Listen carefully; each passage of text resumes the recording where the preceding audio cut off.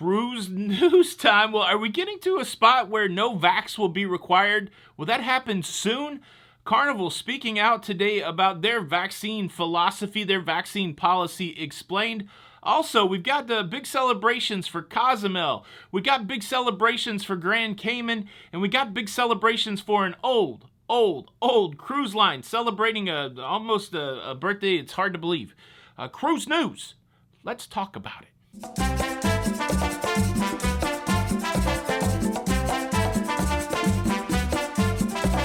Hey, what's up, everybody? Welcome back to Lido, Loca. I'm your host, Tony, here with the latest cruise news updates.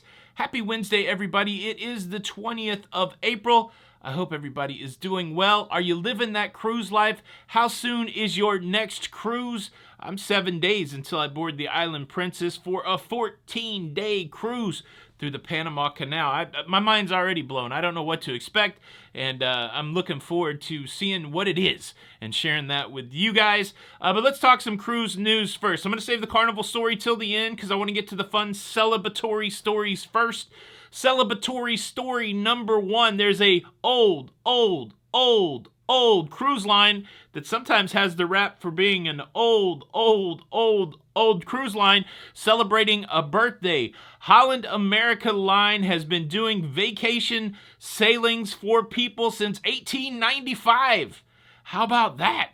1895, that means they've been doing cruises. They've been in the cruise business for 149 years. They're 1 year away from a really big milestone birthday, 150 years. How about that? Like, you know, when you think of cruising starting in the, 70s, 80s, that kind of thing, Love Boat kind of thing, Carnival, Royal, all those new iterations of cruising, but Holland America has been getting it done. And they're also tracking in on another big milestone where they're going to have their whole fleet of cruise ships online very soon. There's only 4 of them left to go. And by June the 12th of 2022, all 11 of the Holland America dam ships will be in service. All of the ships that are coming online will also be having birthday celebrations. But of course, the newest cruise ship, the Rotterdam, has been in service for a while now, but they haven't had their official naming ceremony. What could they be waiting for? Well, they're probably waiting for this synergistic event. The Rotterdam will be in Rotterdam in the Netherlands for the official naming ceremony on May the 30th. How about that? Rotterdam. It's very exciting. I know there's a bunch of you out there that are big-time HAL cruisers, so congratulations on your favorite cruise line hitting such a milestone. And what's your next HAL cruise? Cruise news story number 2, Grand Cayman. They are opened for business. They're in phase 2 of their cruising restart, which means there will be no limits on the amount of passengers that can visit Grand Cayman on the daily and no limit on the amount of cruise ships that can show up there and visit Grand Cayman daily. They still have their health requirements in place. You have to be vaccinated to get off the cruise ship in Grand Cayman. But they've got some numbers in. During phase 1 from March the 21st to April the 17th, just a few days ago, they serviced 75,000 passengers in Grand Cayman. And of course, phase 2 kicked off on April the 18th. So it's going to be interesting to see, without these restrictions for the amount of people that can show up there, how many more people will go to Grand Cayman. I've been to Grand Cayman. We talked about it in an earlier video. One of the popular destinations there is HAL. They also got some great distillery tours, botanical gardens, rum cakes, all kinds of cool stuff there in Grand Cayman. I know it's a lot of folks' favorite spot. Do you love the Grand Cayman? Leave a comment below. Cruise news story number 3. Well, Cozumel, not to be outdone by Grand Cayman, they looked at Grand Cayman and said, hold my beer. You did 75,000 in a month. Well, in the first 3 months of 2022, we did more cruise passengers than all the cruise passengers we did in about 6 months in 2021. 600,000 passengers visited Cozumel in the first 3 months of 2022. This is only about 75% of the normal run rate, so we're not back to pre-pandemic cruise numbers, but it's a good number for the cruise restart. The 600,000 passengers came off of 340 cruise ships, and the projection for 2022, 962 cruise ships visiting Cozumel for close to 7 million passengers. Again, this is about 25% less than 2019, but yeah, exciting times. Cozumel, the most visited cruise port there in the Caribbean, and they're getting back up to speed. They're getting back up to numbers. How about that? We'll just ask every time. Do you love Cozumel? Leave a comment below. What's your favorite? Do you like Sancho's? Do you like Nachi Cacon? I don't know. Leave a comment below. All right, we got to talk about what was said today from Carnival when it comes to their vaccine philosophy. They explained their vaccine philosophy, and it's not much different than what I'd expect. It was so nice. It was so nice to hear this explanation, because this is what I have surmised during this whole time, and I probably said it before, but now it'll come out from somebody else's mouth, and maybe people will connect with it. But first, let me quickly invite you to subscribe if you like staying up to date with everything that's going on in cruising. Wham! Cruising. Woo! Fired up today. Please consider subscribing with the notification bell on. That way you don't miss out on any of these episodes. I heard from a lot of you guys that the robots, don't say it too loud, had unsubscribed several of you and unrang your notification bell. So do that check the subscribe button, check your notification bell to make sure that some ne'er-do-well algorithm 1 and 0 did not shut you off.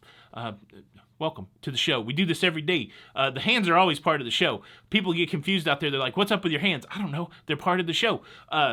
Please consider subscribing. Notification bell. Thank you in advance. Hashtag notification squad. Are you out there? Squad leader looking for you.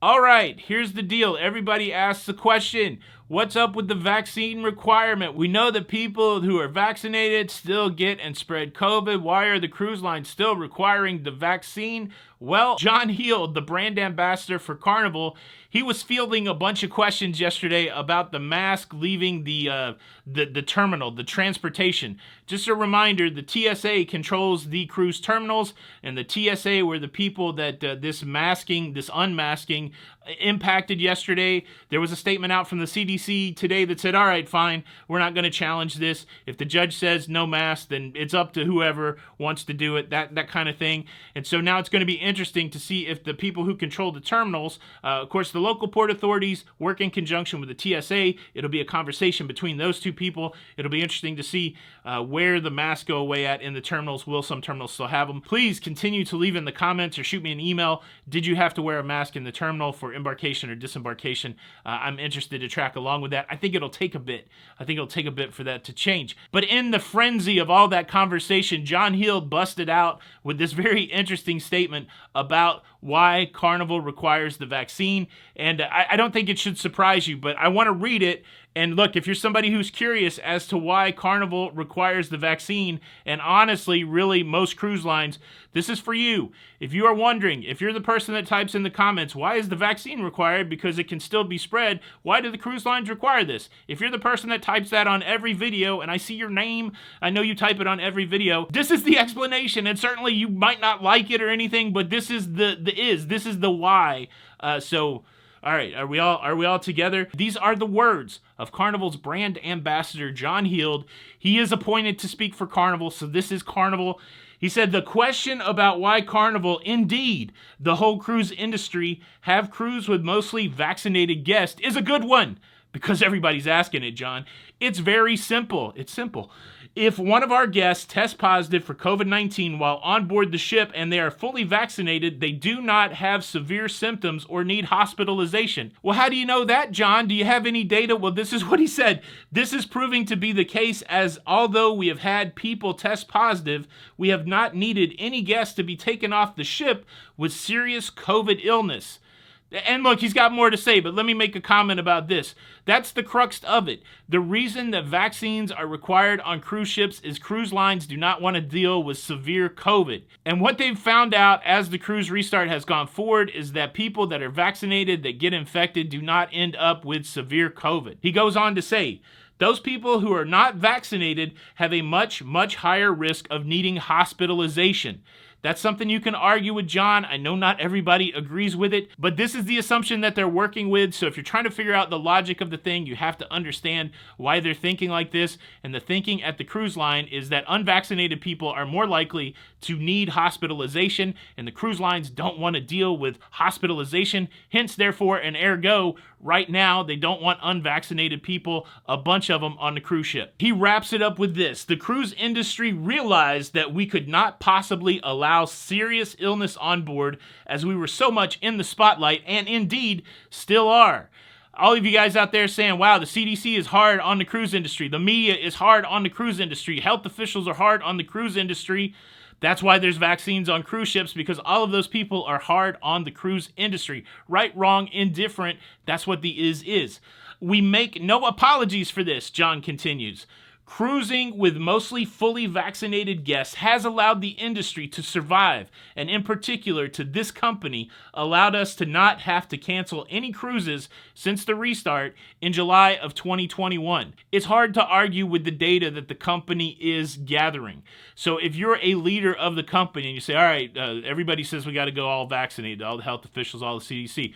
All right, well, some people are going to be disadvantaged. Yeah, we know, but that's what they're telling us to do. And then as it happens, and all of these data points start stacking up on each other, and you have ship after ship with nobody being removed with severe COVID, and you have no cancellations because of COVID. They're like, all right, we got to keep doing this. Why risk it for the biscuit when we're already starting to fill up our cruise ships and we're not having any severe COVID?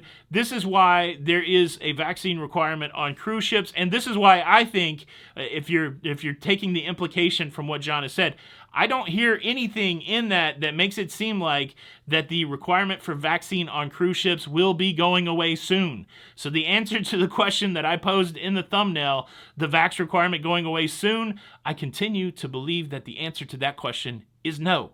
Now, again, there's plenty of debate to be had out there, but if we want to deal with the people that are making the decisions for the cruise lines and understand their mindset, there's a glimpse into it.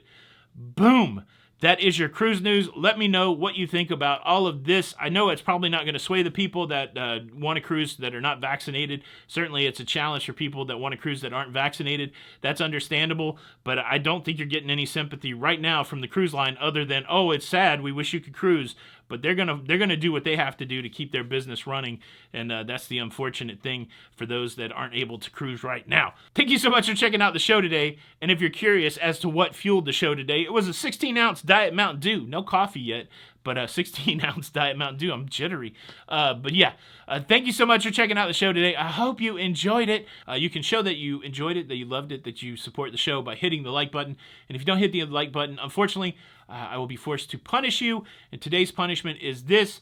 You're going to come back from an excursion all sweaty. You're going to jump in the shower, and you're going to realize that while you were on your excursion, the room steward forgot to leave you any towels. And the only towel that you have left in your cabin is that special towel animal. That special towel animal that you've been saving the whole cruise, because that happens. And you're going to have to unfold that special towel animal right in front of your little baby child, and the child's going to freak out because you unfolded that elephant. Or if you don't have a baby child, you're going to have a partner who really loves the towel animal, and they're going to be like, you murderer! And that's just that. This could all be avoided. This whole scenario could all be avoided if you just hit the like button. This is Tony for Lido, Loca, and until the next time, we'll see you on the Lido. Bye. Bye-bye. Go. See ya. Sayonara. Auf Wiedersehen. Hasta luego. Go.